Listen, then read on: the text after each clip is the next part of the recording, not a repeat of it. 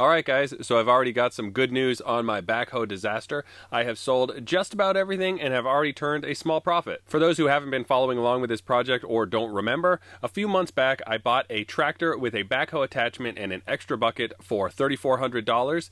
It needed an engine rebuild, that's why it was so cheap, but it did come with a complete engine rebuild kit, so should have been a simple repair. Unfortunately, once I got it completely disassembled, I found out that the engine block was cracked in multiple places. It was going to take a lot of time and money either rebuilding that block or sourcing a new block, and I decided that my time would better be spent disassembling what was left of the tractor and selling it off in pieces to try to recoup my losses. At the end of episode 2, you saw me sell off my bucket for $700 along with returning some of the new parts that I had to buy in anticipation of putting it back together, so I had a total of $3,119 into this that I had to get back. So let's jump right in there. I started off by listing just the backhoe attachment on Facebook Marketplace, and I immediately got a lot of trade offers, but no cash offers. The best trade offer was 2 jet skis for the backhoe attachment. However, this was going into winter, so I was going to have to sit on those jet skis until the spring in order to get the most money out of them. But after talking more with the jet ski guy, I found out he actually had a Massey Ferguson 50A, and he needed a lot more parts than just the backhoe. So after going back and forth a little bit, we decided on trading the backhoe attachment along with all of my used parts and my complete engine rebuild kit in return for a 1980 F250 4x4 with a snowplow attachment on it. So I loaded up everything on the trailer and then headed up to his place where I got to take a look at his tractor, which had some interesting modifications to it. So I just dropped all this stuff off. You can see the guy picked up absolutely everything. I've got all the new parts inside his shop. So this is the Massey Ferguson 50A that is going to end up with all of the old parts, including that engine rebuild. So the engine rebuild that was going to happen on my Perkins is going to happen on this Perkins.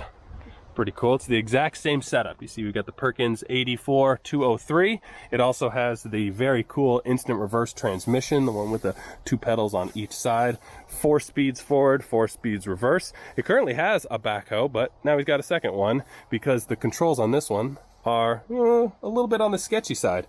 One cool thing, the steering wheel will actually come in handy along with the gearbox because it's been converted to one that has a left and a right lever, a little bit on the sketchy side. But he'll end up with a second bucket, that'll be cool, and some spare lift cylinders up for the front.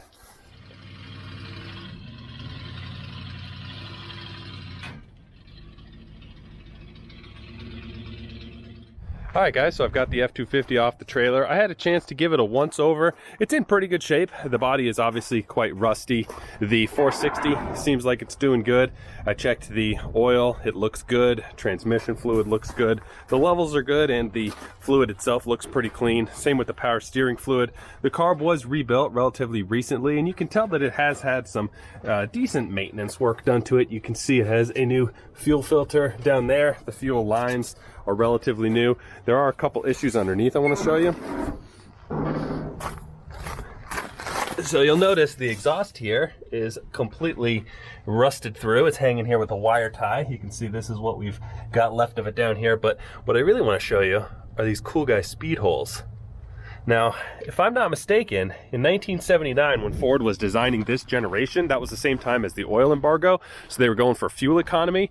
So I believe that is the reason that they cut a bajillion Swiss cheese holes in the frame in order to make it lighter and therefore give it better fuel economy. Now, I've heard rumors that the real reason was so that if the truck was overloaded, it would then stress fracture the frame and Ford wouldn't have to warranty it out. Who knows what the truth is, but a few years after this, they decided to put the steel back in. Now, another thing that's interesting, this is not a straight axle F250.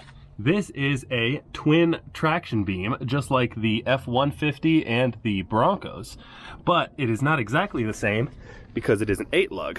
This is actually a Dana 50 twin traction beam. So rather than monkey around with a whole bunch of repairs on this thing, I decided to just go ahead and list it to Facebook Marketplace. We got our first snow of the year yesterday, so I think people were starting to realize, hey, I'm gonna need a snow plow. We are expecting a colder than normal winter, so I think that's also scaring people. I listed it for $3,800, which is a little bit on the low end, but the truck is a little bit of a beater and I don't have a great history on it, so I can't really say how reliable viable it is or isn't. I got probably 30 people who have already messaged me, and I do have one guy who is on his way right now to come take a look at this.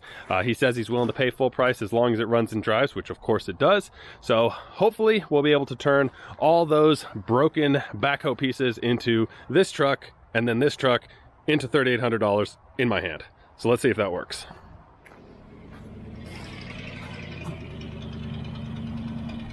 Well, I have no more truck, but I have $3,800. So let's see where that puts us.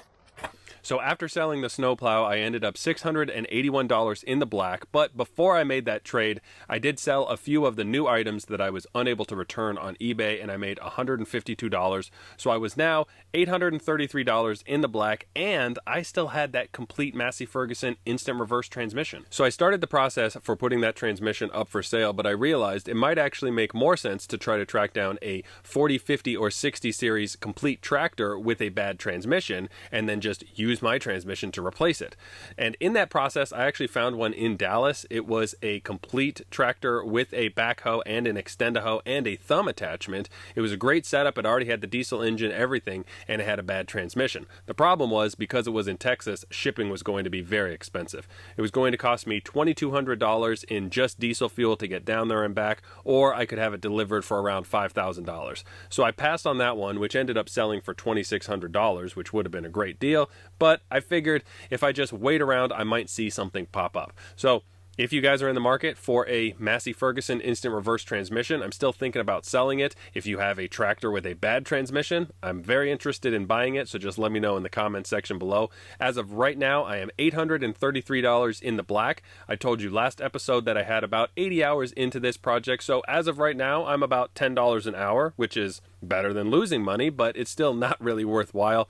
If I do end up selling that transmission, I'll probably list it for around $3,500, and that is because I did take an oil sample of the fluid. It came out perfect, and I tested it before I pulled it into the shop, so everything on it is working, and I saw that the listed price for rebuilt transmissions, if you can even find them, is somewhere between $7,000 and $9,000. So if I were able to sell that for $3,500, that would put me at about $54 an hour. So all in, that's not too bad given the circumstance. So that's it for this build series. My next project is coming up very soon. It is a custom food truck similar to my pizza truck, so stay tuned for that. I will fill you guys in when I end up selling that transmission, or if I end up buying another broken tractor to put that transmission in. Otherwise, take care. See you guys later. Thanks for watching, everybody. Bye-bye.